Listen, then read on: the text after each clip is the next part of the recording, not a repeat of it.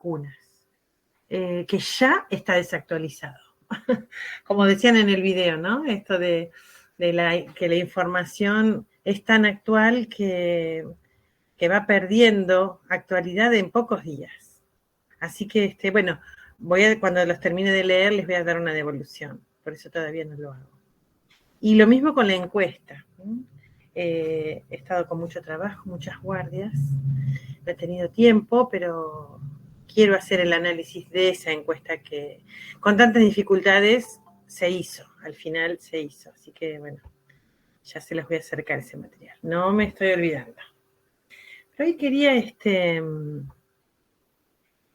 quería mostrarles este Power que me parece bastante gráfico para hablar de este tema, del Sistema Nacional de Vigilancia de la Salud.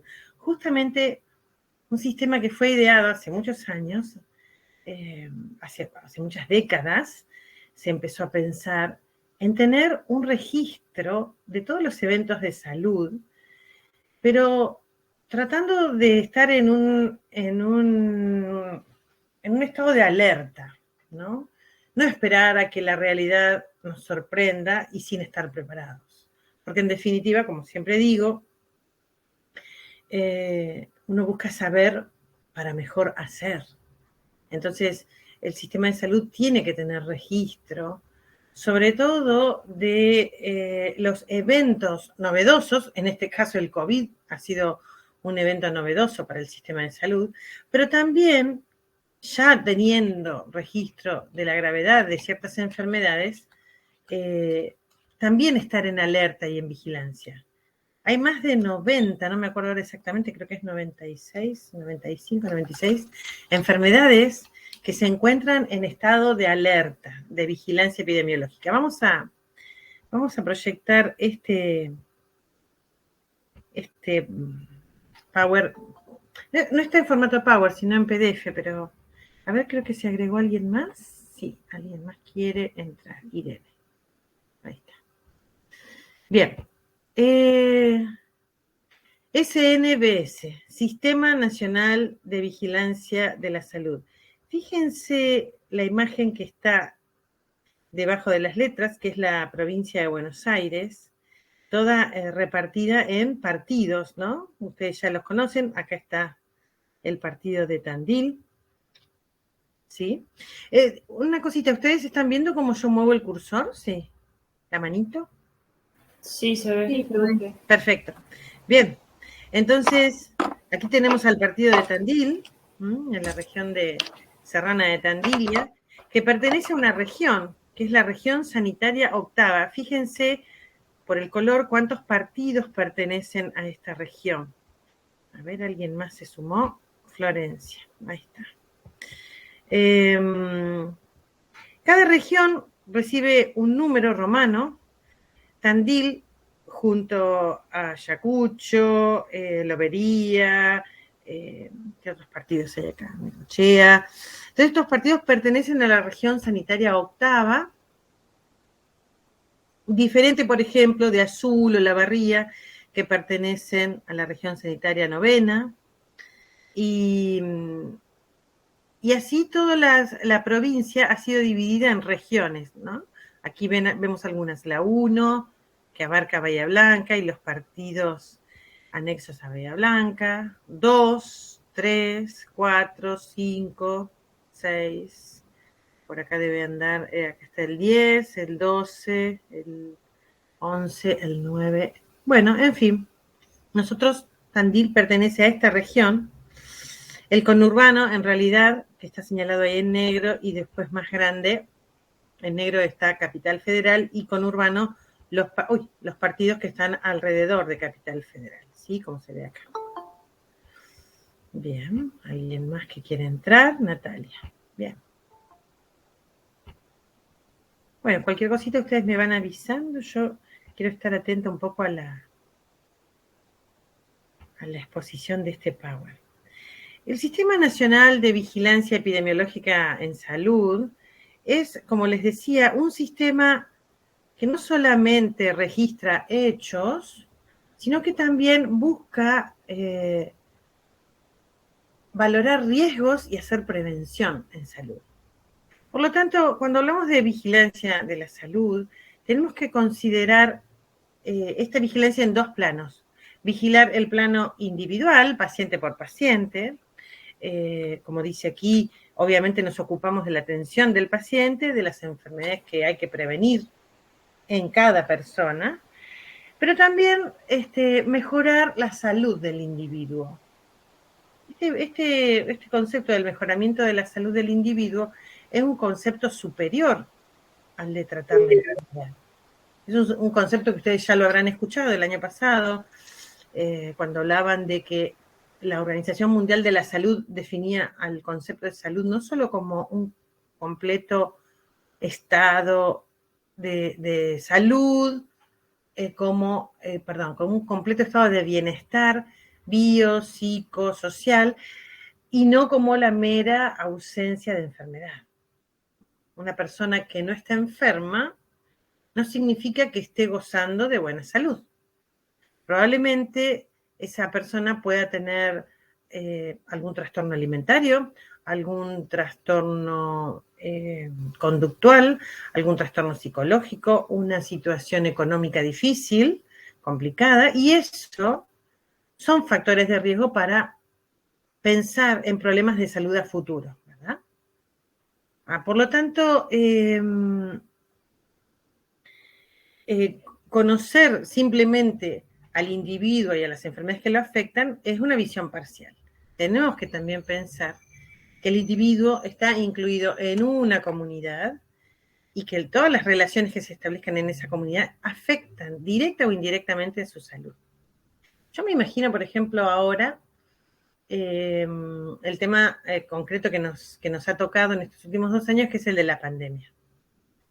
¿Cuántas personas que no tenían ninguna enfermedad en sí misma se les ha trastocado la vida con el encierro? ¿Sí? Y cómo ese encierro los ha predispuesto anímica y físicamente a las enfermedades. Por ejemplo, la falta de hacer actividad física. A muchas personas le ha repercutido en el manejo de su peso, en el manejo de sus lípidos en sangre, en el manejo de azúcar en sangre. Y aquel paciente que no estaba enfermo, pero se vio sedentario, aumentó de peso, aumentaron sus niveles de lípidos en sangre, y eso va a mediano o largo plazo va a determinar la aparición de una enfermedad. Por lo tanto, si yo quiero vigilar al individuo, lo tengo que vigilar no solamente como ausencia de enfermedad, sino las otras cuestiones que ha generado esta situación de encierro. Hay casos. ¿Cómo? ¿Alguien me habló? Sí, yo. ¿Quién es yo? Gabriela. Gabriela, sí, Gabriela.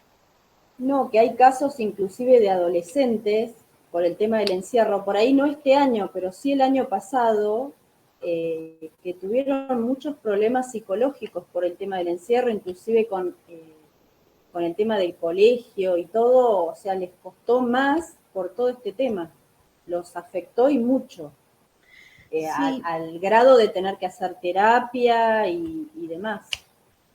Sí, es cierto, muy buena la observación.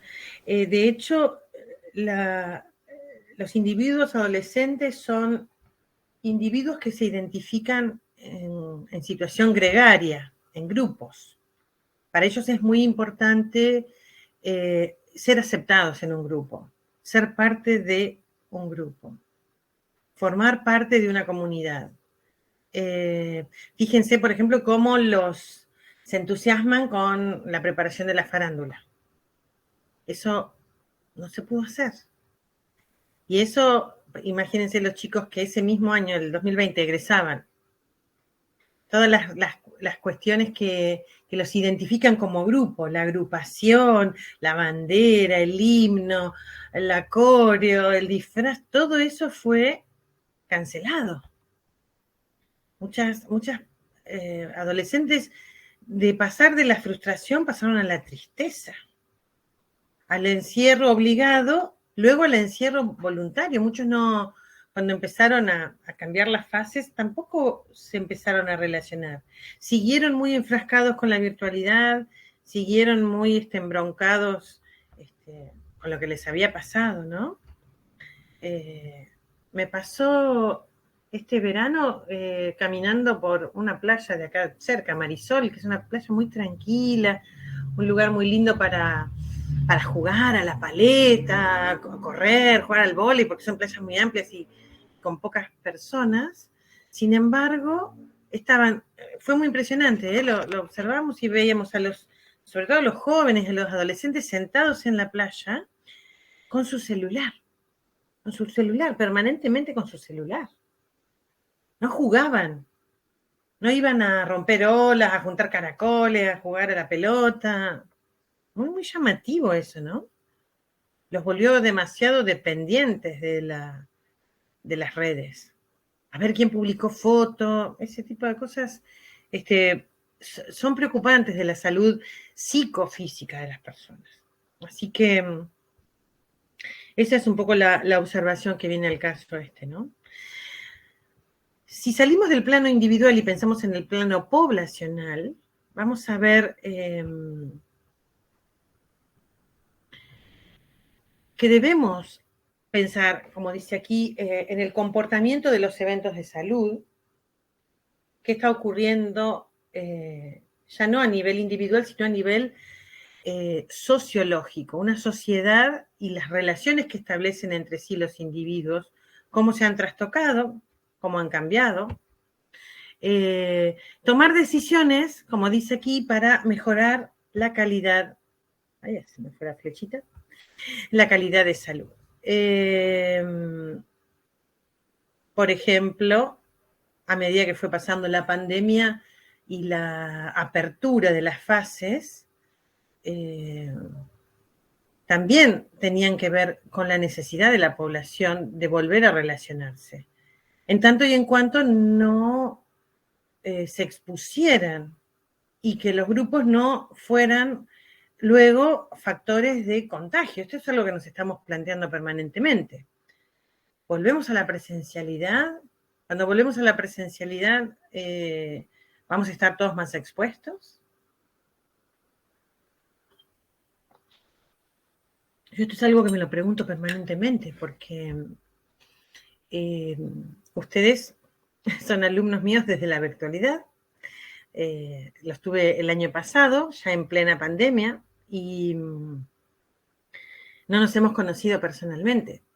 Pero la realidad es que nosotros trabajábamos en el instituto ya en condiciones demasiado deterioradas.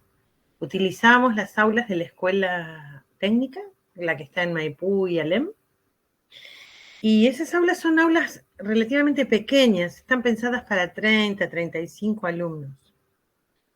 En primer año particularmente me pasaba siempre lo mismo, ¿no? Yo entraba al salón, acomodaba mi computadora y un proyector, un cañón, apuntando hacia la pared para poder proyectar ahí los power que ustedes, ¿se acuerdan? Veíamos de biología. Y luego hacía entrar a los alumnos, que eran alrededor de 80, 85 alumnos, en un salón de 35. Imagínense, entraban todos apelotonados, los primeros ganaban asiento y los demás se sentaban en el piso. Muchos traían sillas de otros salones, los que encontraban sillas, y no nos podíamos mover. Estábamos 2 horas de clase trabados. Yo, si tenía ganas de hacer pis, tenía que saltar 70 alumnos para poder salir al pasillo. Imagínense, con COVID un alumno ahí, uno solito, que tosa un poquito en un salón de 35 ocupado por 80, 85 personas. Una situación infrahumana. No solamente COVID, nos contagiábamos todos, resfríos, moco, bronquitis, sinusitis. Por eso, bueno, como dice acá, tomar decisiones para mejorar la calidad de la salud implica no exponer a las personas a riesgos. ¿Sí? Cuando aparecen frases hechas, no lo son. Son situaciones que tenemos que pensar y tenemos que definir. ¿Qué es entonces este sistema? Es un sistema que produce información para la acción, es decir, registrar todos los eventos de salud, así como nosotros con una encuesta registrar los eventos relacionados a los efectos adversos de las vacunas. Fue apenas una muestra de lo que hace el sistema de vigilancia de la salud, que registra. ¿Para qué? Para producir información, para tener datos. ¿Qué porcentaje de personas presentó tal efecto adverso? ¿1%? ¿5%? ¿20%? ¿80%? Yo tendría que tomar medidas de salud para esos pacientes a partir de esa información, ¿no? Y de los pacientes por venir. Por lo tanto, esta información que va a producir el sistema de salud sirve no solamente para detener el daño, como dice acá, sino también para calcular los riesgos. Y cuando yo calculo riesgos, detecto oportunamente y me adelanto a la aparición de un problema. ¿Sí? Para eso sirve que tengamos un sistema nacional de vigilancia de la salud. Y aquí viene mi frase predilecta, que es conocer mejor para hacer mejor. Yo digo saber para mejor hacer. ¿Sí? Yo no quiero saber por saber. Quiero saber cuántas personas recibieron la vacuna y cuántos tuvieron efectos adversos. ¿Solo por saber? No, estoy buscando mejor hacer. Si esa información le llega a los efectores de salud y logra que en futuras fabricaciones de vacunas tales o cuales efectos adversos puedan ser tenidos en cuenta para que no aparezcan, para que no deterioren. Fíjense, por ejemplo, hoy un paciente vino al consultorio y me contaba un hecho que yo la verdad, entre tantas cosas uno no lo piensa, ¿no? Él decía, él trabaja en exportaciones. Bueno, siempre estaba trabajando en la aduana, pero con esto de la pandemia, su trabajo se redujo a estar frente a una computadora y seguir dirigiendo todos los negocios de la aduana por vía internet. Así que pasó a tener un home office, ¿no? Y él me contaba que diariamente viven en un estrés constante, hace ya 1 año y medio más, con los puertos. Porque cuando aparece un paciente positivo en un puerto, cierran el puerto. ¿Sí? Imagínense si esa persona está embalando cosas, cajas, valijas, y contagia todas esas, ¿cómo decirlo?, objetos que luego van a viajar y van a ir a otros países, a otros continentes. Esa persona no solamente se aísla, sino que hay que aislar a todo el puerto. Y se detiene el puerto. Se detiene, todas las actividades se detienen. Él me contaba que él estaba esperando una carga que venía de China con una máquina que hacía cosas de plástico, ¿no? Cuando ese container llega a la Argentina,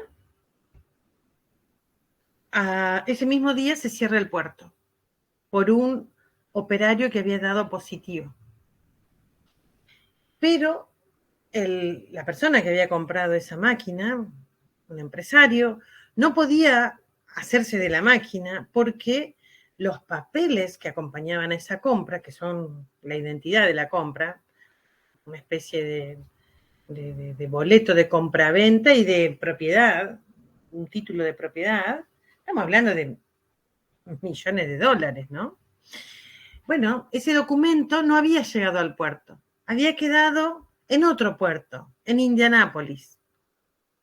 Y él me decía que el cliente de él exigía la máquina, pero no la podían abrir al container hasta no tener el documento en mano. Y entonces el dueño tenía que pagar alquiler al puerto de tener el container ahí. Eso significaba miles de dólares por día, pagar el alquiler de tener un container en el puerto. Ustedes han visto los containers. Ahora hay como una moda de hacer casas con containers. Bueno, tener un container con un cargamento y que no se pueda abrir hasta tanto estén los papeles de ese container, le significó al dueño de esa máquina pagar diariamente el alquiler del puerto, una pérdida millonaria. Todo por un empleado que se contagia COVID. Entonces, qué importante que es detectar riesgos para que las cosas no ocurran, ¿no? ¿Y qué pérdidas económicas ocurren cuando un solo peón de este juego de ajedrez se mueve del lugar? Me llamó poderosamente la atención esto, ¿no? Las pérdidas económicas a raíz de la pandemia. Estoy hablando a gran escala, ni hablar de las pérdidas que ha habido a menor escala, ¿no? Tener que tener negocios cerrados. ¿Cuántos negocios cerraron durante la pandemia? ¿Cuántos? ¿Cuántas personas no pudieron sostener a sus empleados, no pudieron sostener el alquiler de sus locales? Imagínense los problemas de salud que se les generaron a esas personas cuando vieron deteriorada su fuente de trabajo. Así que, bien, cuando uno puede detectar riesgos, llega antes de tiempo, que es diferente que tratar los daños. Por supuesto que también tenemos que ocuparnos de tratar los daños, pero si podemos ir a esta etapa, la etapa de la detección de riesgos, es mucho llegar antes.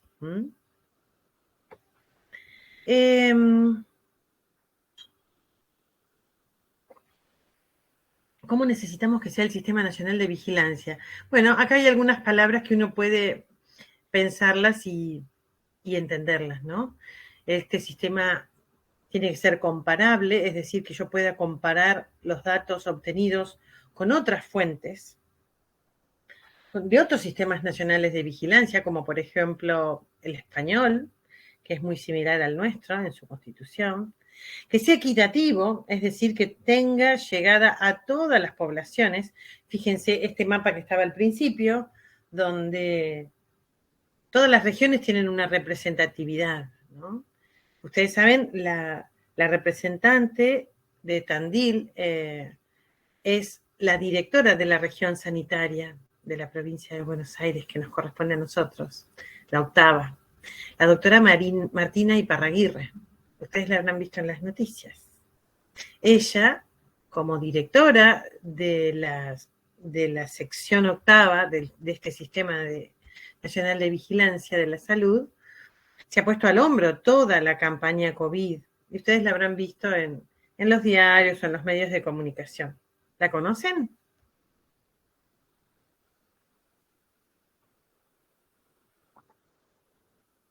¿No? ¿No la conocen? No personalmente, sí en los medios o cuando uno ve el diario y eso, con temas de la pandemia y demás, se la ve. Sí, por Martina, fíjense, el profesor Pereira, por ejemplo, que trabaja con ella, no sé si alguno de ustedes está trabajando en los centros de vacunación, o si se ha relacionado con los centros de vacunación. Bueno, Jorge muchas veces publica en su muro publicaciones de la doctora Martina Iparraguirre. La verdad es que es nuestro gran referente de salud y un orgullo que sea una médica tandilense la que dirige toda la región, ¿no? La región octava. Bien, sistemático, bueno, claro, todos los sistemas buscan eso, es ser ordenados, pero también desde el punto de vista más humano, que sea sensible, que sea oportuno. Esto a mí me hace pensar en la gran preocupación que existió desde el comienzo de la pandemia, que fue la accesibilidad a las camas, la accesibilidad a las camas de terapia intensiva, a los respiradores. Esto fue, creo que, uno de los objetivos más primordiales que tuvo el sistema. Siempre nos preocupó pensar que el número de enfermos que requirieran respirador superara a los respiradores que teníamos, a las camas que teníamos, que el personal fuera suficiente para esa situación. Así que la oportunidad de que todos tengamos derecho a acceder al sistema de salud, y en este caso en una situación de emergencia. Sigo pensando lo mismo, ¿no? Que esos primeros meses de cuarentena tan estrictos no impidieron que el virus se diseminara por la población. Lamentablemente siempre hubo una persona que violó el aislamiento y por eso nos fuimos contagiando todos. Más de una persona. Pero cuando todo el resto nos quedábamos adentro, cuidando de nuestra integridad, en realidad le estábamos dando tiempo al sistema de salud para que para que pudiera obtener los recursos necesarios para enfrentar lo que después iba a venir. El hecho de que los primeros meses, ¿se acuerdan? Íbamos contando de a uno a los pacientes, ¿sí? Un caso, 2 casos. Yo creo que le dio tiempo a eso a los gobiernos, y digo los gobiernos en general, ¿no? Provincial, municipal, nacional, le fueron dando tiempo para que se proveyeran de recursos, abrir hospitales modulares, esos hospitales que son trasladables, ubicables, tomar personal, capacitar el personal, comprar camas, comprar respiradores, comprar insumos para enfrentar la pandemia. Así que la sensibilidad tiene que ver con eso, ¿no? Creo que nadie quisiera estar en el horroroso lugar de decidir quién va a un respirador y quién no. Eso lo vimos en las noticias en otros países cuando sin previsión tuvieron esta situación, ¿no? Hablo de Italia, por ejemplo, donde los pacientes, era elegido qué paciente accedía al respirador y quién no. El que no, por no tener los suficientes respiradores y camas, murió solo, murió ahogado, murió sin...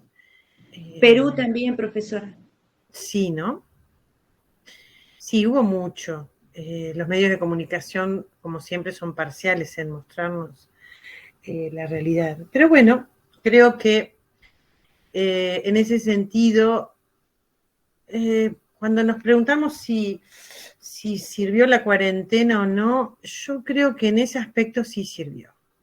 Sirvió en darle tiempo al gobierno para aprovisionarse de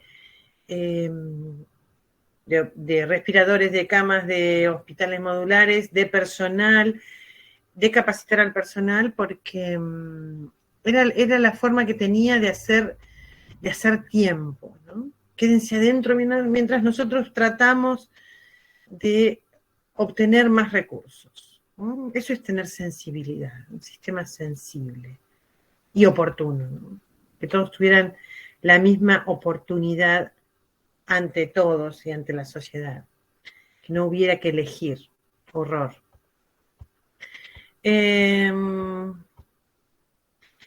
Bien. Aquí hay un pequeño raconto. Yo esto se los voy a subir, en realidad no es un Power, es un PDF. Yo se los voy a subir ahora luego para que lo tengan y un poco si quieren volver a escuchar la clase para tomar nota, les queda acá. Fíjense que recién en el año 1960 se empieza a pensar en tener un registro de las enfermedades que son graves y que pasaban a engrosar una lista, la lista de las enfermedades de notificación obligatoria. Esto esto tuvo una repercusión inicial muy importante, sobre todo porque muchas veces las personas mueren sin saber qué tipo de enfermedad tienen, y a partir de esta ley, aún las personas fallecidas también tenían que ser objeto de investigación a través de una operación de autopsia para revelar la causa de muerte. Casi 20 años después, un decreto, como dice aquí, actualiza esas normas de vigilancia, y otros casi 15 años después, ahí sí se aprueban, en el año 1994 se aprueban las normas de este Sistema Nacional de Vigilancia. Ahí recién hablaban de 42 eventos, 42 situaciones de salud que requerían denuncia obligatoria, pero luego se fueron agregando más. Ahora al final vamos a ver la lista de todas las enfermedades que son de notificación obligatoria. Por último, ya en el 2007 se actualizan esas normas y control de enfermedades para agregar muchos más, casi el doble. Esta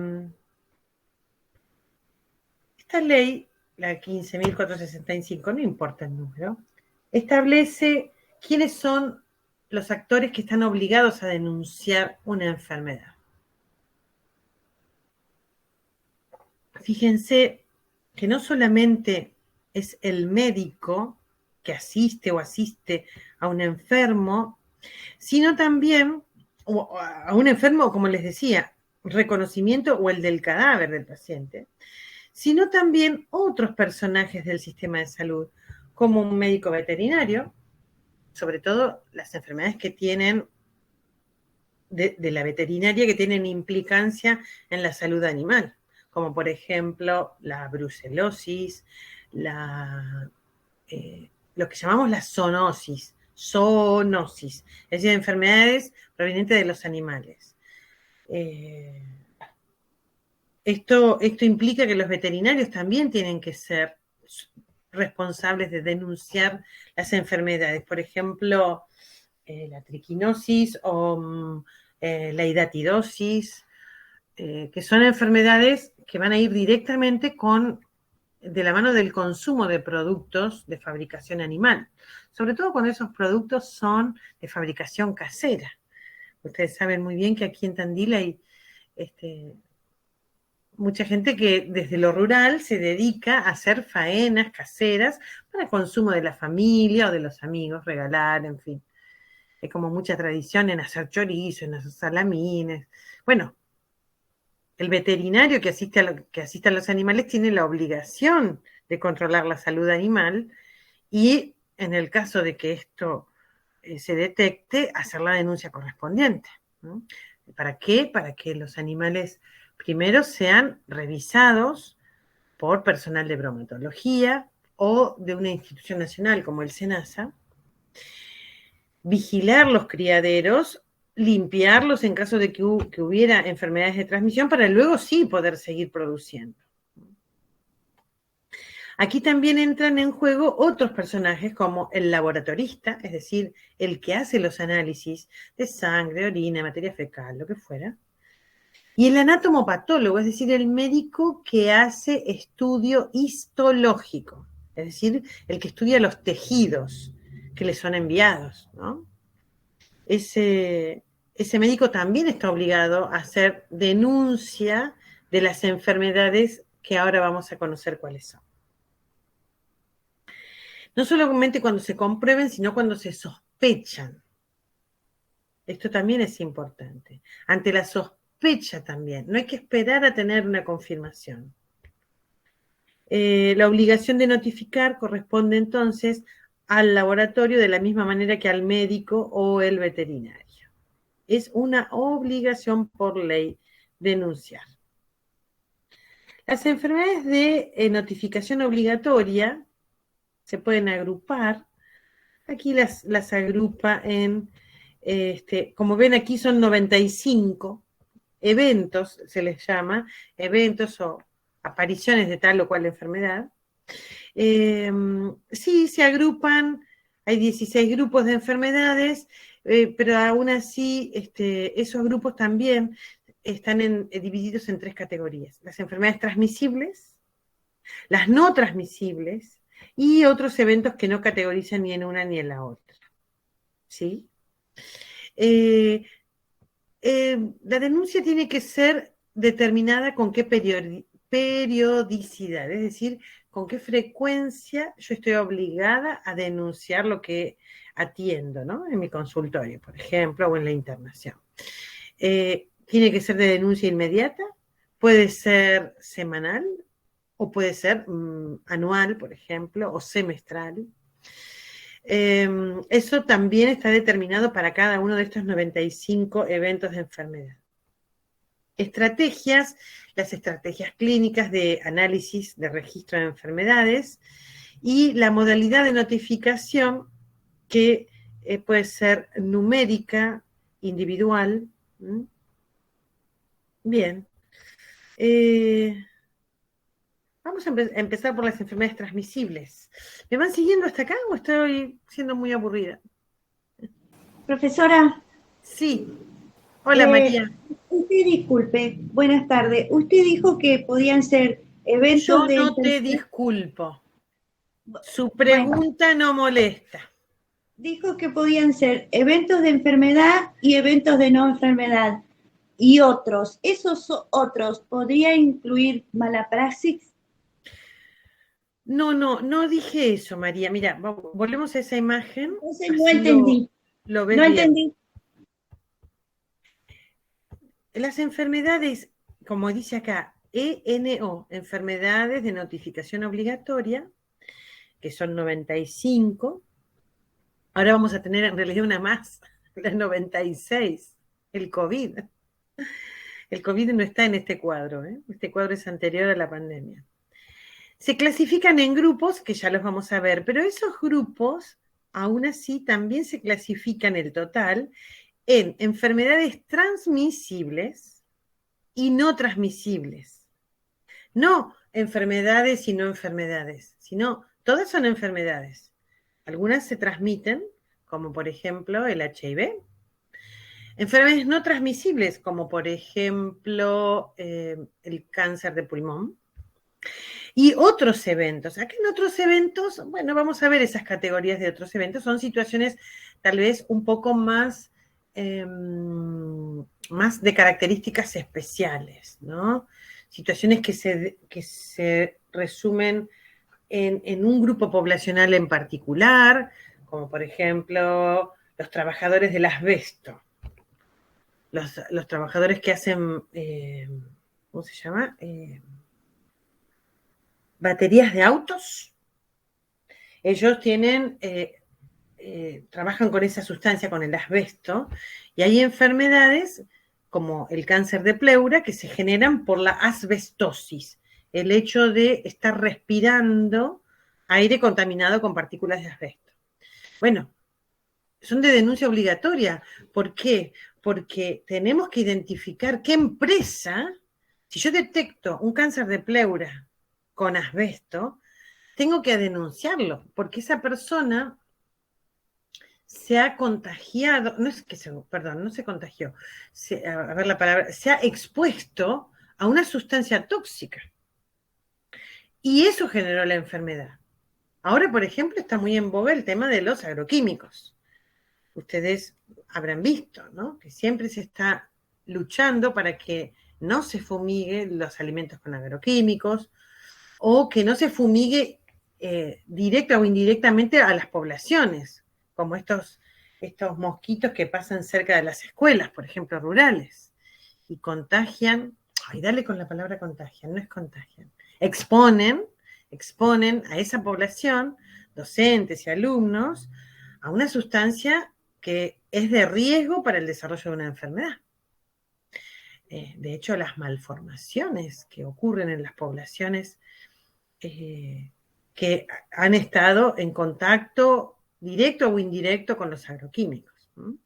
Discúlpenme que ya me quedé a oscuras, acá voy a prender la luz. A ver. Que no pego el cable. Ahí está.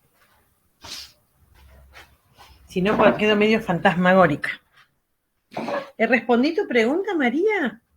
Muchísimas gracias, profesora. Ahora sí lo entendí. Discúlpeme.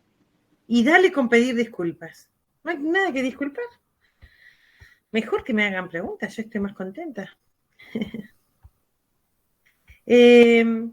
Fíjense, acá hay una lista que intenta incluir a todas las enfermedades transmisibles, las dermatológicas. Vamos a ir nombrando un ejemplo de cada una, como para que nos quede claro. A ver, enfermedades que se transmiten y que son dermatológicas. Se me está ocurriendo la primera, la lepra. La lepra es una enfermedad generada por una bacteria muy especial que se llama Mycobacterium Mycobacterium leprae. Discúlpenme que me sonó una alarma. ¿Desde cuándo puse yo una alarma a la tarde? Ninguna. No sé por qué.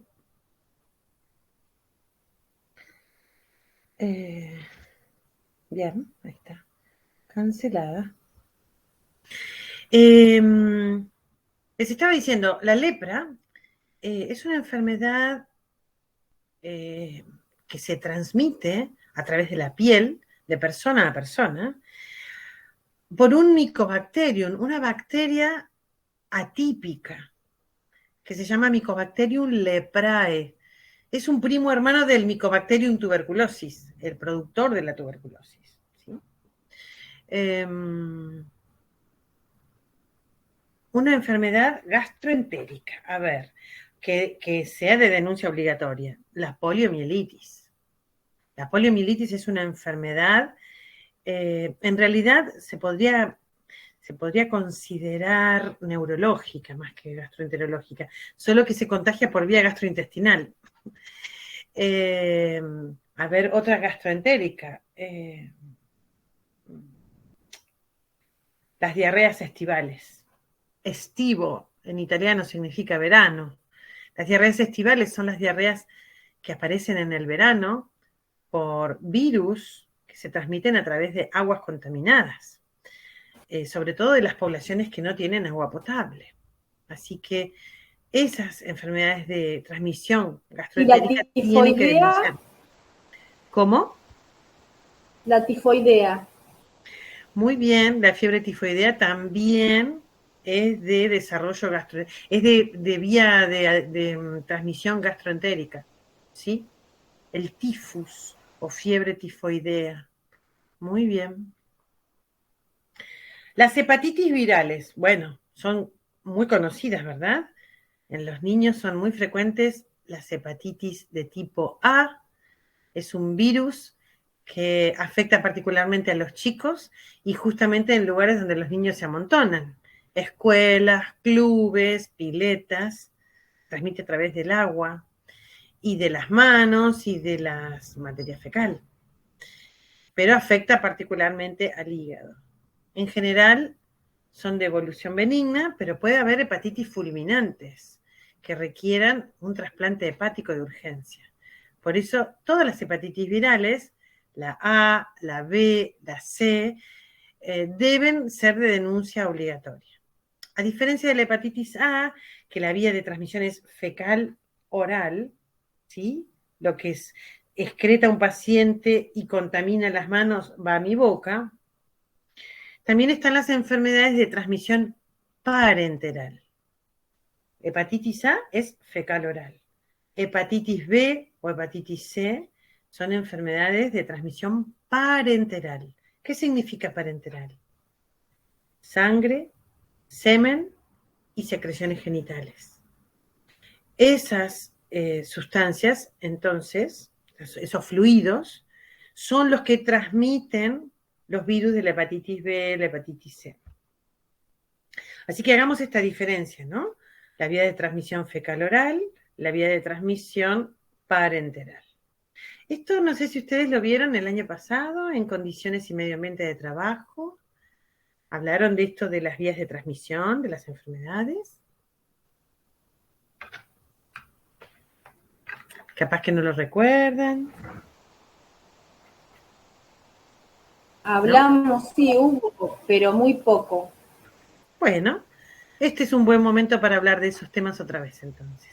Díganme si los aburro, porque por ahí les estoy contando algo que ya lo rehablaron y bueno, por ahí los aburro. Me dicen, ustedes me van diciendo, ¿eh?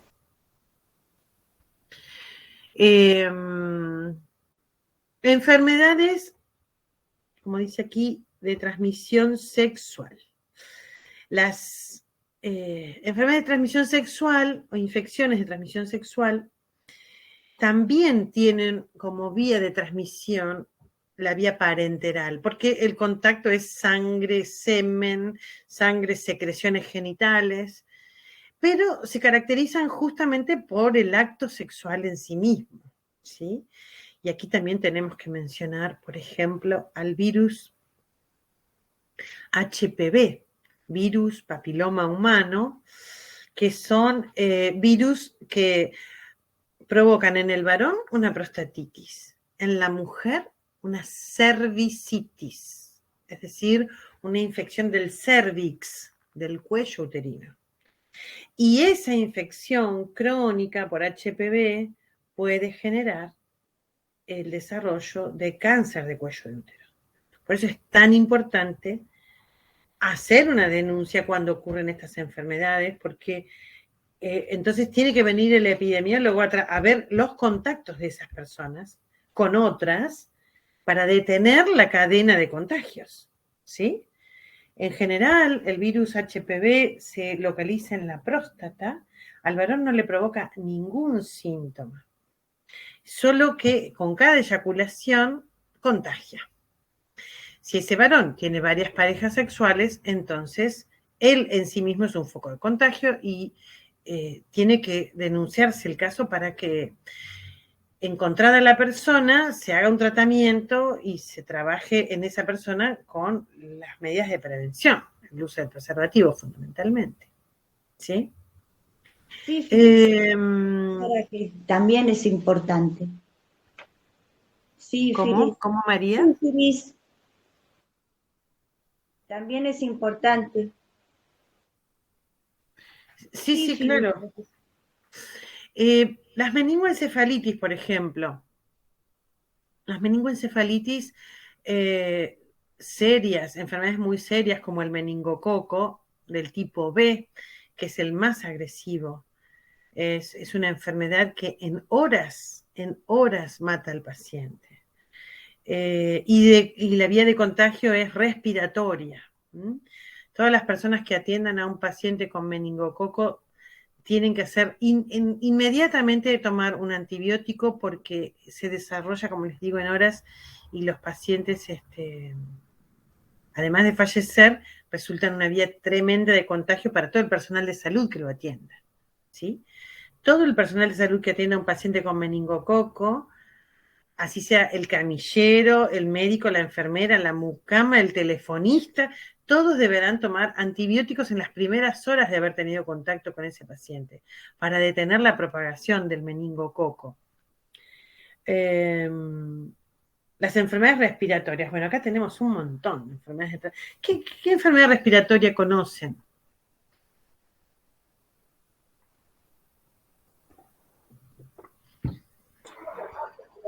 Bronquiolitis puede ser una.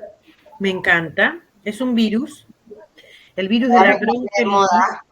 ¿Cómo? Ahora está muy de moda, digo, en lo que es tema colegios.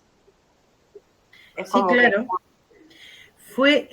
La vacuna contra el virus de la bronquiolitis fue una de las últimas vacunas, si no fue la última, agregada al calendario oficial de vacunación. En realidad fueron 3 las últimas que se agregaron. Era bronquiolitis, varicela y no me puedo acordar la última. Son enfermedades de denuncia obligatoria, pero aún así no estaban incluidas esas vacunas en el Plan Nacional de Vacunación, que ahora vamos a ver un poquito de eso también. Bueno, es una decisión política incluir el mayor número de vacunas posibles para que justamente ahí tenemos un hecho que le da identidad a este sistema. Si yo puedo ver la cantidad de pacientes que mueren por bronquiolitis, demuestran que en realidad todas estas decisiones son decisiones políticas. Como les decía, la última tanda de vacunas, pero no me puedo cortar, varicela, rotavirus y, bueno, los rotavirus que causan bronquiolitis estaban entonces entre las últimas 3 vacunas que se administraron. Todos los inviernos morían pacientes bebés por bronquiolitis. Tandil siempre tuvo algún que otro muerto por bronquiolitis. Todos los inviernos se llevaba la bronquiolitis a algunos bebés por año, ¿no? Por invierno. Eso fue en el 2015, el primer año en que se empezó a vacunar contra la bronquiolitis. ¿Cuántos muertos hubo en el 2010? ¿Cuántos bebés muertos hubo en Tandil en el 2016 por bronquiolitis? Ninguno. ¿Cuántos muertos en el 2017? Ninguno. ¿Cuántos muertos en el 2018? Ninguno. Eso es una política de salud. La prevención. Detectar, invertir en la prevención. Cuando dicen que es un gasto, no, es una inversión. Profesora, hay ¿Cuántas familias, perdón María, Sí. cuántas familias hoy no están llorando la muerte de un bebé? No han perdido a un bebé de su familia, ¿no? Entonces, cuando uno habla de ese estado, esa sociedad sana, a estos logros se tiene que referir, ¿no? Cuando pensamos a la salud como un derecho, es un derecho, pero ese derecho tiene que estar, tiene que venir de la mano de la accesibilidad. Entonces, la accesibilidad es el acceso libre y gratuito a un bien de salud, un bien que va a resguardar la vida de los ciudadanos. Eso es soberanía en salud.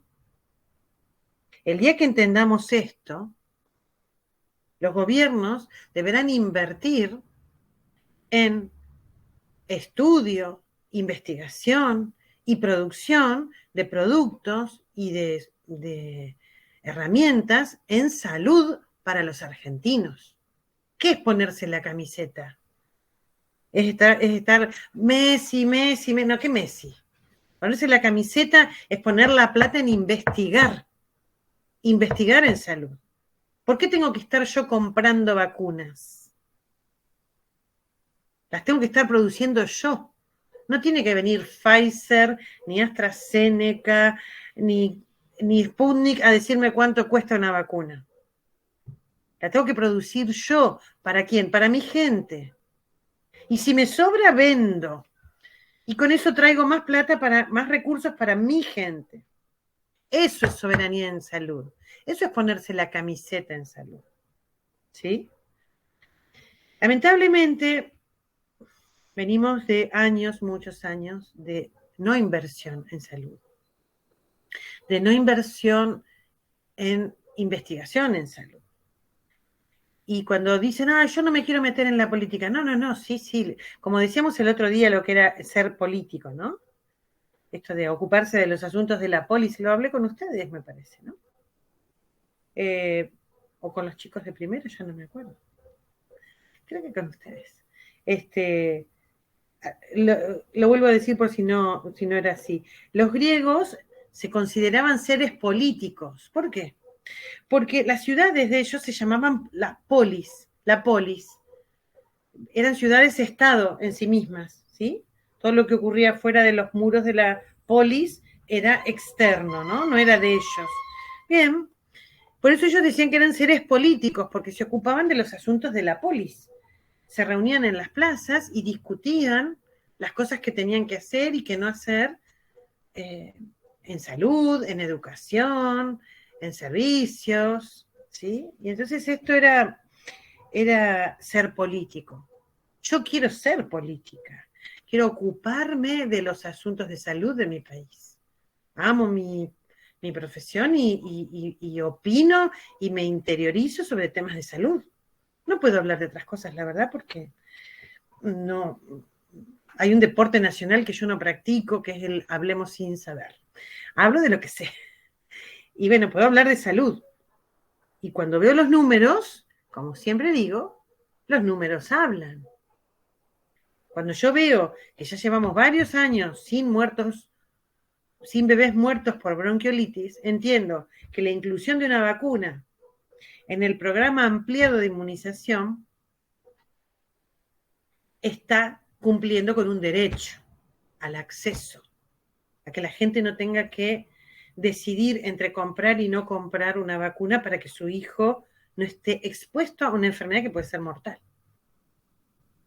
¿Entienden por dónde voy? Perdón, María, que te corté. Gabriela quería levantar la mano. A ver, Gabriela, contanos qué nos querés decir. ¿Qué ocurre con la gente, con los colectivos que son antivacunas en estos casos? Por ejemplo, hoy escuchaba en la radio que, no sé si el gobierno, la parte de salud y demás, van a ir puerta por puerta a la gente que no accedió a la vacuna ahora del COVID, por ejemplo.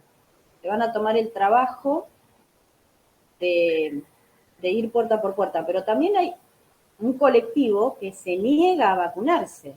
Claro. O sea, no solamente contra el COVID, sino contra el sarampión, que de hecho antes de la pandemia hubo un montón de casos, inclusive complicaciones por el tema de chicos y demás que, o sea, en lugares donde estaba erradicado prácticamente por la vacuna, volvieron a haber casos y casos graves de sarampión. Sí, Gabriela, es muy buena tu observación. Pero estas cosas, vos sabés que no son casuales. Si uno mira un poquito más allá, va a ver que hay una intencionalidad en que esto ocurra así. Ya hace varios años que los movimientos antivacunas están bregando con discursos que quieren ser, no sé cómo calificarlos, New Age. Sí, no, hay que fortalecer las defensas del organismo con una alimentación saludable, con dormir bien, con una vida. Ok, sí, estoy totalmente de acuerdo que todas esas son situaciones que hay que considerar para la salud de un individuo. Un individuo tiene que alimentarse bien, dormir bien, tener un trabajo que lo gratifique, un honorario que le haga la vida cómoda, que no esté penando economía, en fin. Pero el sistema inmunológico es mucho más que eso. El sistema inmunológico, a ver, no lo digo yo, no hace falta ir muy lejos, agarremos los libros de historia de la medicina que a mí me apasionan. Miremos las historias de las epidemias, las historias de cómo han sido otras epidemias, ¿sí? Entonces, cuando una población no está expuesta a un virus, es diezmada. Los españoles no colonizaron fácilmente América simplemente con las armas, con las enfermedades que trajeron. Nuestros aborígenes se morían de viruela, de sarampión, porque no estaban, sus sistemas inmunológicos nunca habían estado en contacto con esas enfermedades. Por lo tanto, no tenían anticuerpos para hacerles frente. ¿Sí? Sin ir más lejos, hace apenas unos, no sé, 40, 50 años, la tuberculosis era una enfermedad endémica. Había hospitales solo de tuberculosos. Tener un tuberculoso en la familia era un drama. Había que aislarlo. Recién les nombré la lepra. La lepra, una enfermedad por un germen muy parecido al de la tuberculosis. El paciente era arrancado de su casa y se lo llevaba a la isla Martín García a vivir lo que le quedaba de vida ahí. Era un leprosario. Los cotolengos, lugares regenteados por sacerdotes para asistir a personas que eran aisladas por sus enfermedades transmisibles. Por lo tanto, esto supera a una visión, bueno, yo quiero alimentarme saludablemente y que mi sistema inmunológico le va a venir bien exponerse a las enfermedades, así desarrolla anticuerpos. Una falacia. Eso es una falacia. Van a morir muchos antes de que vos tengas anticuerpos. Y yo no quiero estar en un respirador, ni en una sala de terapia intensiva, ni siquiera quiero estar en la salita de espera y ser un familiar de una persona que está viviendo una enfermedad que se podía prevenir. Morirse de una enfermedad que tenía forma de prevenirse es una estupidez. ¿Sí? Hace unos años, yo creo que debe haber sido 2018 capaz, el presidente Trump ordenó a su legislatura, no me acuerdo, Senado, que era el grupo de legisladores, que hicieran una comisión de trabajo para el movimiento pro no vacuna. Y esa comisión fue encargada a un personaje muy ilustre, John Kennedy hijo. Por lo tanto, Kennedy hijo empezó a regentear este movimiento antivacunas y a investigar, a ver qué vacunas se podían empezar a sacar del vacunatorio. Sin ir más lejos, en la administración anterior se intentó sacar de nuestro vacunatorio a la vacuna del meningococo, ese que recién les estaba contando yo, que la meningitis, que es altamente mortal, que se contagia en cuestión de minutos en un servicio que tenga un paciente, se contagia todo el personal. Bueno, esa vacuna quería ser sacada. El gobierno de la administración de Macri decidió sacar la vacuna. Y por unos meses estuvimos sin vacuna antimeningocóxica. Hasta que un juez, con varios recursos de amparo que había presentado las personas, logró que ese decreto, porque era un decreto, fuera dejado sin valor. También hay que decir que en esa administración se desbarató el Ministerio de Salud. El presidente Macri canceló el Ministerio de Salud y lo transformó en una secretaría, la Secretaría de Salud, dependiente de él, dependiente del Poder Ejecutivo. Por lo tanto, todas las decisiones de salud no las iba a tomar ningún ministro ni asesores de ministro, sino que las iba a tomar directamente el presidente. Bueno, esa fue una de sus primeras decisiones, sacar la vacuna del meningococo, no sé basándose en qué datos, pero por suerte lograron que no la saquen del vacunatorio. Gracias a Dios. Por lo tanto, las decisiones sí, claro que son políticas. Hay un deseo muy grande de ahorrar en vacunas. ¿Ustedes se han puesto a pensar cuánto dinero se está yendo, digo yo, en vacunas de COVID? ¿Cuánto dinero estará gastando, invirtiendo en salud el gobierno? ¿En vacunas? ¿Alguien se puso a pensar cuánto cuesta una vacuna de COVID? ¿Cuántos millones de vacunas ya llevamos administradas? ¿Con qué dinero se hizo eso? Las decisiones políticas, bueno, son eso. Preocuparse por los asuntos de nuestra población. ¿Tengo más llamadas aquí en...? No, ¿alguien más levantó la mano? No. Ayúdenme porque yo soy media torpe con esto, ¿eh? Me dio bastante.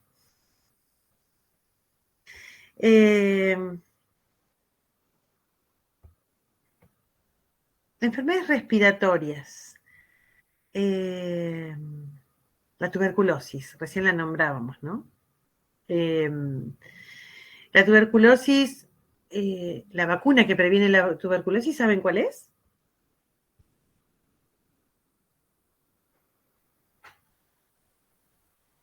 ¿Tuvieron clase de vacunas el año pasado en condiciones y medio ambiente de trabajo? Sí. No. Sí, las vimos. Sí, las y vimos. Trabajamos mucho con el calendario y algunas sí hemos visto material, pero de forma individual, pero no tal vez tan trabajado. Pero sí, Ajá. sí se tocó La bastante. vacuna contra la tuberculosis es la BCG. BCG. La vacuna BCG se aplica al nacer, luego se aplica al ingreso escolar. Antes dábamos un segundo refuerzo a los 16 años, cuando las personas concurrían a hacer su documento nacional de identidad, se los obligaba a darse un refuerzo de vacuna BCG. Luego, los datos epidemiológicos demostraron que con 2 dosis era más que suficiente. Se generaban anticuerpos que duraban toda la vida. Por lo tanto, la vacuna BCG, aplicada nada más que en 2 dosis, al nacer y a los 6 años, ha eliminado la tuberculosis de la pandemia que hubo con tuberculosis. Cientos de años de tuberculosos terminaron con una vacuna. Una vacuna aplicada en 2 dosis, nada más. Ya desaparecieron los hospitales de tuberculosos. Yo tengo acá un libro que rescaté de por ahí, que es todo de tuberculosis infantil. Un horror, un verdadero horror. Como a los chicos les salían pústulas en la piel, de que el pulmón hacía fístulas de pulmón a piel. Y salía todo el material de Mycobacterium, que se llama Casium, que parece como yogur, como leche cortada, y a los chicos les salían esas, se llamaban escrófulas, eran salidas de tuberculosis a la piel, en los ganglios, del pulmón, un horror. Todo eso terminó con 2 dosis de vacuna. Ahí tienen un clásico ejemplo de las enfermedades de transmisión respiratoria. ¿Conocen alguna otra?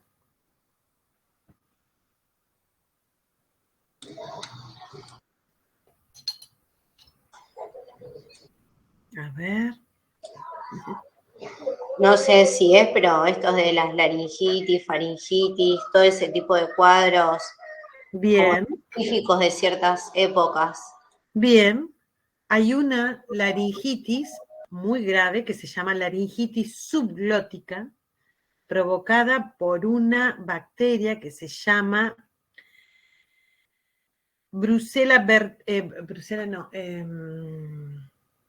Bordetella pertussis.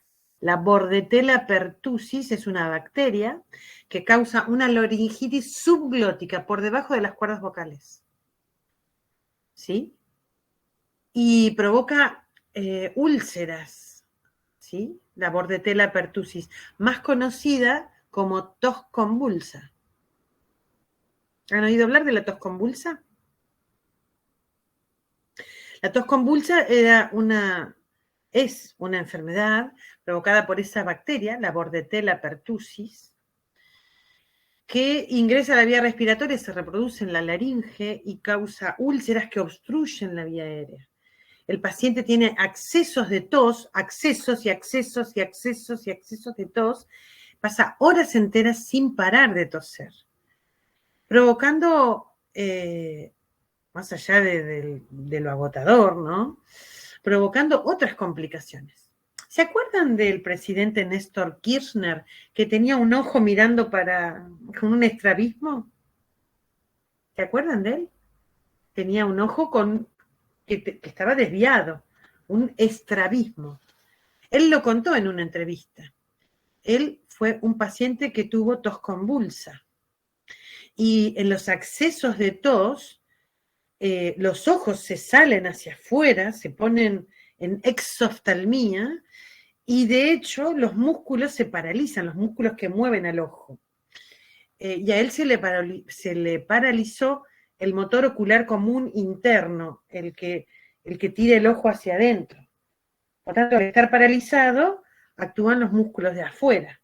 Y su ojo era siempre tirado hacia afuera por los músculos, por el motor ocular externo. Él lo contaba, que esa fue la secuela que tuvo por tener tos convulsa. Bueno, ¿dónde está la vacuna para la tos convulsa? La triple. Muy bien, la triple bacteriana. Hay otra triple que se llama triple viral. La Exacto. vacuna triple bacteriana es una vacuna para 3 enfermedades. A ver, Gabriela, ¿cuáles son?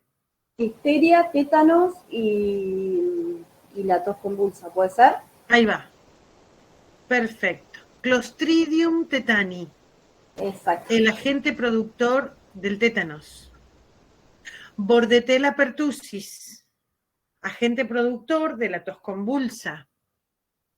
Y Clostridium diphtheriae, ¿sí? No, Clostridium no era un Clostridium. El Diphtheriae es el Bordetella pertussis, Clostridium tetani y Neisseria diphtheriae, no. No me puedo acordar ahora el nombre exacto bien de la bacteria. La difteria es una enfermedad que provoca úlceras en las amígdalas. Úlceras, no placas de pus, úlceras. Se carcomen, se perforan esas úlceras, el paciente hace un paro respiratorio obstructivo y muere. Otra de las enfermedades de denuncia obligatoria. Ay, qué cosa fea cuando no te sale una palabra. Yo la tengo que buscar. La tengo que buscar y para eso vamos a ir al doctor Google. Difteria. La bacteria de la difteria. ¿Dónde está? ¿Dónde está? ¿Dónde está? ¿Dónde está? ¿No me lo quiere decir?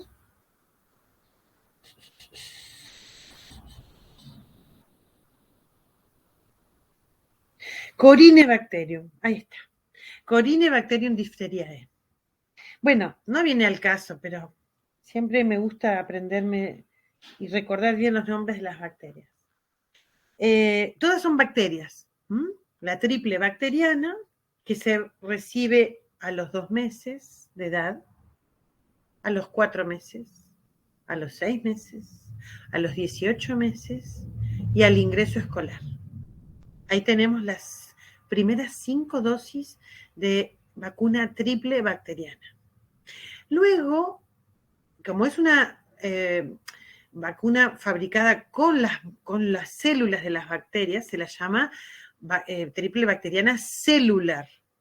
Porque luego, cuando el niño va a cumplir 11 años, se le da un refuerzo solo con las proteínas. Se llama triple bacteriana acelular. Y los niños la reciben a los 11 años como refuerzo. Esa triple bacteriana celular, ustedes también la tienen que recibir por ser personal de salud. Tienen que tener una dosis de triple bacteriana acelular cada 10 años. Porque se ha visto que ese es el periodo que se precisa para repicar los anticuerpos de estas 3 bacterias, ¿sí?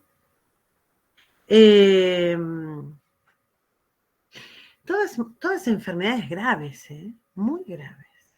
Morirse de un paro respiratorio subglótico con accesos de tos, como la coqueluche, morirse de úlceras en las fauces, como la difteria, morirse paralizado por la acción de la toxina que genera una bacteria, el Clostridium tetani, que está en el polvillo ambiente, en la tierra, ¿sí? O sea que cualquier herida que tengamos puede contaminarse con ese polvillo lleno de Clostridium tetani y entonces al mes aproximadamente de haber entrado la bacteria al cuerpo a través de una herida, el paciente comienza a paralizarse los músculos. Se paralizan los músculos de las piernas, de los brazos, de la cara y finalmente se paraliza el diafragma y el paciente muere. Clostridium tetani. Antiguamente la gente pensaba que el tétanos estaba en las espinas de las rosas o en los clavos oxidados. Yo, que todavía hago guardias, viene la gente a la guardia y dice, ay, me clavé un clavo y estaba oxidado. No. Eso también ocurre con cualquier herida abierta. Por ejemplo, ¿ustedes vieron que cuando ustedes se van a operar de una operación programada, como por ejemplo la cesárea, el doctor les manda a poner una antitetánica? ¿Qué piensa el doctor? ¿Cortar con un bisturí oxidado? Oh. ¿Por qué le da la antitetánica si le va a hacer un tajo con higiene, con asepsia, en quirófano, con guantes, con máscara? ¿Por qué le mandan a dar la antitetánica? Porque en el quirófano lo único que no se puede controlar es el polvillo ambiente. Si el cirujano va a estar con una herida abierta, lo único que no puede controlar es el polvillo que caiga dentro de la herida. Por eso los quirófanos no tienen ventanas. Por eso los quirófanos siempre tienen una sola puerta, para que no haya corriente de aire y el Clostridium tetani pueda caer ahí. ¿Se entiende? Bien. A ver, una más. Cuéntenme de alguna enfermedad respiratoria más que se les ocurra que tenemos que tener registro y denunciarla.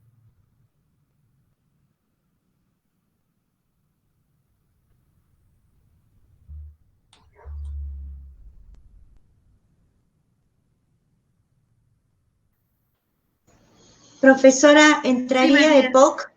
¿Cómo? ¿Entraría EPOC? No, María, no. El EPOC, las siglas de la palabra EPOC significan enfermedad pulmonar obstructiva crónica. Es una enfermedad. La neumonía puede ser. Es una enfermedad no transmisible. Ahí voy, Evangelina. Espera que le termino de contestar a María. El EPOC es una enfermedad generada, digamos, como secuela de ser asmático, como secuela de ser tabaquista. O algunos otros EPOC generados, por ejemplo, en los empleados que trabajan con granos, con cereales, que aspiran polvillo, los pintores. Muchas de las enfermedades profesionales terminan en EPOC. Más que, se trata de una enfermedad, más que una enfermedad, una condición secuela de. ¿Sí? ¿Se entiende? Evangelina, dijiste. No te escuché bien. No, decía neumonía. Bien. Profe, ¿también la angina? Bien, son enfermedades respiratorias. Por ejemplo, no cualquier neumonía, pero hay neumonías que son de denuncia obligatoria porque también ahí es donde trabajamos en la prevención. Por ejemplo, la neumonía causada por Clamidia trachomatis. La Clamidia trachomatis es una clamidia que vive en el flujo vaginal. Cuando el feto atraviesa el canal vaginal, la clamidia se ubica en los ojos de los niños y puede generar esta enfermedad tan grave en los recién nacidos, además de ceguera, ¿no? ¿Vieron que a los bebés cuando nacen se les pone unas gotitas en los ojos? Es para esto, para prevenir las enfermedades que pudieran haber tocado la córnea de los bebés en el canal del parto, como la sífilis, la gonorrea, la clamidia trachomatis. Hay otra clamidia que se llama clamidia psittaci. La enfermedad que provoca a nivel pulmonar se llama psittacosis. No sé si han oído hablar de la psittacosis. Es una enfermedad que transmiten los canarios. Los canarios. Y los loros, las personas, ¿no?, que se dedican a criar canarios tienen que darle a sus canarios alpiste con antibiótico para clamidia psittaci. ¿Para qué? Para prevenir la psittacosis. O sea que hay muchas enfermedades que son neumonía, pero que pueden estar causadas por distintos gérmenes, ¿sí? Y respondiendo a Constanza, que dijo de las anginas, tenemos a un germen que yo adoro, porque me encanta hablar del estreptococo beta hemolítico del grupo A. Uy, qué largo. Muchos lo conocen como estreptococo Piógenes. El estreptococo Piógenes es un estreptococo que causa placas de pus. ¿Cuántas veces hemos ido a la farmacia a pedirle al farmacéutico, dame un antibiótico, dame un amoxidal porque tengo placas? Y no nos importa, dame algo para tomar y al tercer o cuarto día ya estoy bien, listo, ya está. Pero a las 3 o 4 semanas de haber tenido anginas de pus, empiezo con dolores en las articulaciones, empiezo con fiebre, una fiebre febrícula, 37,5 al final del día, empiezo a sentir opresión en el pecho y si me ocultan tengo un soplo. ¿Qué ocurrió? El estreptococo presente en las amígdalas generó anticuerpos para que lo combatan, ¿no? Pero esos anticuerpos, en una reacción cruzada, autoinmune, equivocadamente, empiezan a agredir a las articulaciones, al endocardio y también a la membrana glomerular del riñón. Causa una enfermedad que se conoce como fiebre reumática. ¿Han oído de la fiebre reumática? La fiebre reumática es una enfermedad autoinmune generada por estreptococo beta hemolítico del grupo A, Piógenes, que estuvo presente en una faringoamigdalitis pultácea, es decir, placas de pus, faringoamigdalitis pultácea, y esas placas de pus, entonces yo las traté mal con un antibiótico que no correspondía, mejoré porque iba a mejorar, pero mis anticuerpos siguieron atacando a mi organismo. El estreptococo beta hemolítico del grupo A debe ser tratado con penicilina. Ningún otro antibiótico cura la infección por estreptococo beta hemolítico del grupo A. Y es de denuncia obligatoria encontrar un estreptococo que sea resistente a la penicilina, porque ahí vamos a estar complicadísimos. De hecho, ya estamos muy complicados cuando una persona tiene estreptococo beta hemolítico del grupo A y es alérgico a la penicilina. Ese es otro problema que tenemos. Tenemos que buscar antibióticos para tratar al estreptococo. Ahí va respondida tu pregunta, Constanza. Y acá Rocío también nos quiere hacer una pregunta. Ha levantado la mano. A ver, Rocío. ¿Dónde estás, Rocío? Rocío Spesi. Levantó la mano y se fue. Ah, dice que recién se ha unido, Rocío. ¿Qué pasó? Rocío, ¿estás ahí? ¿Querías hacer alguna preguntita? Bueno. ¿Me escucha ahí? Rocío. Ahí Hola. estoy. Sí, pues se me había apagado el celular y me conecté de la compu, entonces por ahí no puedo hablar, sí escribir. Eso de que contaba de la bacteria, a mi nene le agarró, primero arrancó con un dolor de garganta, lo llevé a la pediatra, le dieron amoxidal para tratar una angina, como que eso se calmó, en el día 10, 12 como que ya había hecho efecto, yo me quedé tranquila, y como la semana de eso, empiezo a notar que empieza a hablar raro, si bien no tenía dolor de garganta, pero hablaba raro así como si estuviera gangoso, y tenía fiebre alterna. O sea, había días que tenía fiebre, días que no, días que sí, días que no. Entonces se me da por tocarle los famosos ganglios, que están acá abajo, y parecían unas pelotas de tenis a punto de Hizo un estallar. flemón amigdalino. Sí, lo llevé a la pediatra y me dijo, no es nada. Dice, vos vas a saber más que yo. Bueno, me cagó a pedo ahí porque me dijo, vos vas a saber más que yo. Le digo, pero tóquele ahí abajo, tiene unos flemones. Le digo, parece que le van a estallar, pobre hijo. Qué vergüenza. Como no me quedé conforme con eso, me fui al hospital de niños. Me atendió la doctora de guardia, que no me puedo acordar el nombre en este momento, y me mandó a hacer un hisopado.